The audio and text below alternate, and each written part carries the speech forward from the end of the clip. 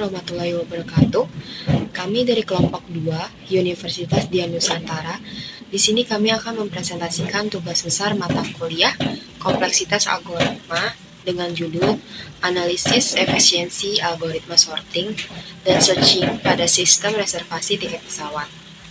Tim kami terdiri dari saya sendiri, Ellen, dan rekan-rekan saya, Mario, Ulul, Prihan, dan Ulis. Tujuan video ini adalah untuk membuktikan secara ilmiah algoritma mana yang paling efisiensi untuk menangani ribuan data tiket pesawat. Apakah bubble sort efektif dan seberapa cepat binary search dibanding linear search? Masuk ke algoritma pertama, yaitu bubble sort. Algoritma ini adalah metode pengurutan paling sederhana. Cara kerjanya adalah membandingkan data yang bersebelahan, lalu menukarnya. Jika urutannya salah, ini dilakukan berulang-ulang sampai semua data urut. Simple, tapi kita akan lihat nanti apakah ini efisien untuk ribuan data. Baik, selanjutnya untuk fitur pencarian kami membandingkan dua metode.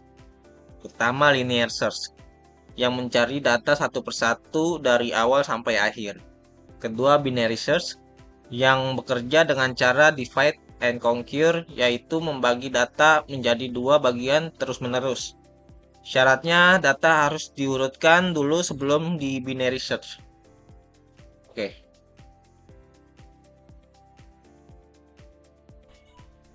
Untuk pengujian ini, kami tidak input data manual. Kami membuat program generator yang menciptakan simulasi data tiket dari 10, 100, 1000 hingga 10.000 data. Data ini kami uji dalam 3 kondisi, yaitu best case atau sudah terurut, average case itu acak, dan worst case untuk terbalik. Pengukuran waktu dilakukan menggunakan library cron dalam satuan mikrodetik agar akurasinya tinggi. Baik, terima kasih. Sekarang saya akan beda hasil eksperimennya. Bagian ini penting karena bagian ini memiliki angka yang tidak bisa bohong. Mari kita perhatikan grafik pertumbuhan bubble sort ini. Saat datanya kecil, misalnya 10 atau 100, kenaikan waktunya masih sedikit, hampir tidak terasa. Tapi, kita bisa perhatikan apa yang terjadi saat kita menaikkan data dari 1000 ke 10.000. Di data 1000, waktunya sekitar 0,1 detik.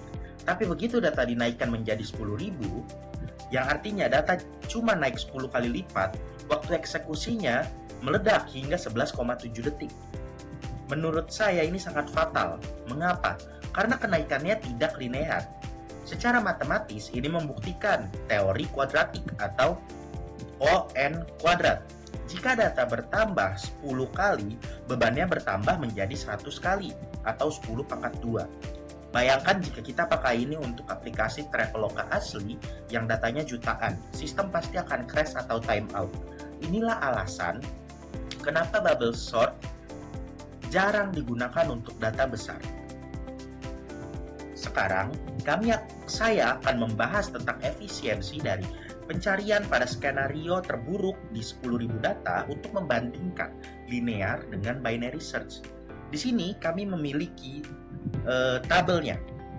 Di sini kita bisa lihat bahwa linear search memakan waktu 133 mikrosecond, sedangkan pada binary search dia hanya butuh waktu 6 mikrosecond.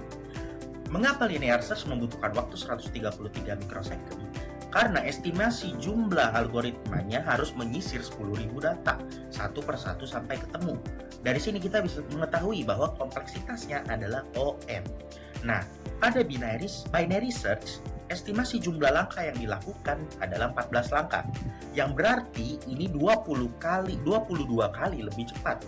Nah, pertanyaannya adalah mengapa bisa 22 kali lebih cepat? Jawabannya adalah binary search menggunakan prinsip logaritmik, di mana adalah O log n. Untuk 10.000 data, dia tidak cek 10.000 kali. Kita hanya menghitung logaritma dari 10.000, itu sekitar 13,2. Yang artinya algoritma ini hanya membutuhkan maksimalnya 14 langkah pemotongan data untuk menemukan tiket yang dicari. Jadi secara efisiensi, binary search memang menang telak.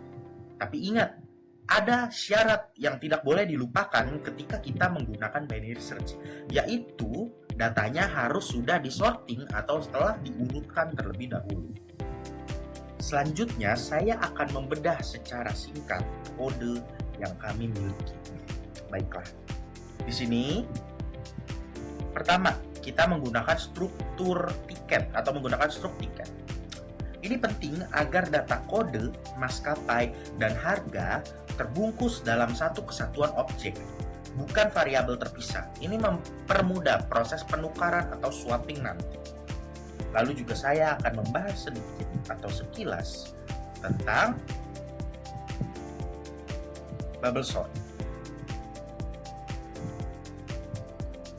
Oke, pada logika bubble sort, kita ada memiliki nested loop atau loop di dalam loop atau ada for di dalam for.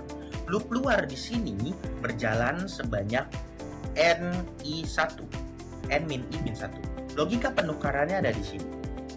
If temporary array J harga lebih besar dari temporary array J plus 1 harga, maka artinya setiap kali harga di sebelah kiri lebih mahal dari harga di sebelah kanan, kita akan melakukan tukar posisi.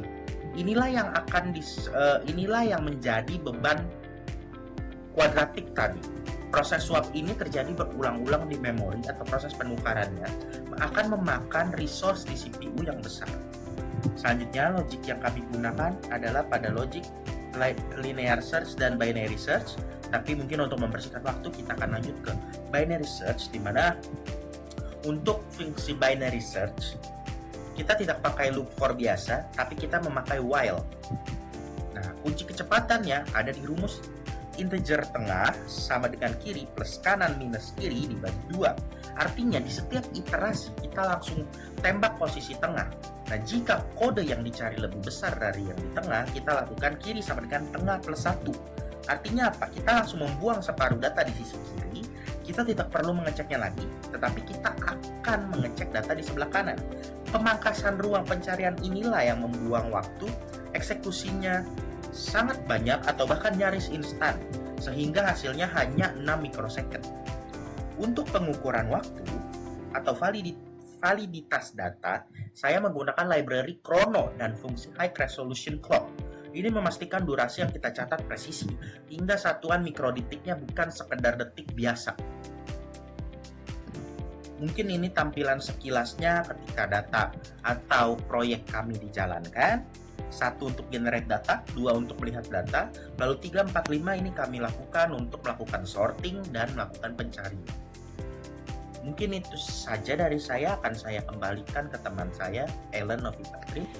Dari analisis dan demonstrasi Mario tadi, dapat disimpulkan bahwa yang pertama, bubble sort tidak direkomendasikan untuk aplikasi tiket pesawat real karena terlalu lambat di data besar.